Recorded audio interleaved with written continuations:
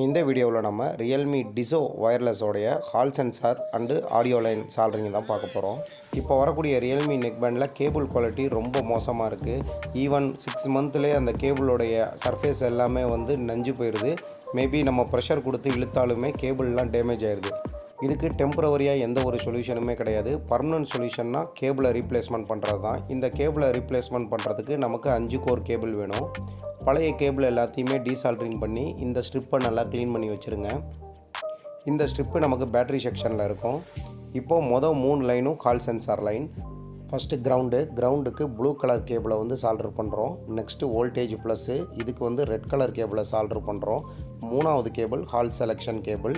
இந்த ஹால் செலெக்ஷனுக்கு combination cable, அதாவது க்ரீன் ப்ளஸ் ரெட் இருக்கும், இந்த சால்டர் பண்ணுறோம். அடுத்து speaker plus speaker minus. Speaker ப்ளஸுக்கு நமக்கு க்ரீன் கலர் கேபிள் சால்டர் பண்ணுறோம். ஸ்பீக்கர் மைனஸ்க்கு கோல்டு கலர் கேபிள்.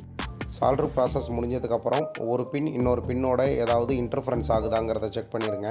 எதுவுமே அப்படி ஆகலைன்னா க்ளூவை அப்ளை பண்ணிடுங்க. இந்த வீடியோ உங்களுக்கு பிடிச்சிருந்துச்சுன்னா சப்ஸ்கிரைப் அண்ட் ஷேர் பண்ணுங்கள். தேங்க்ஸ்.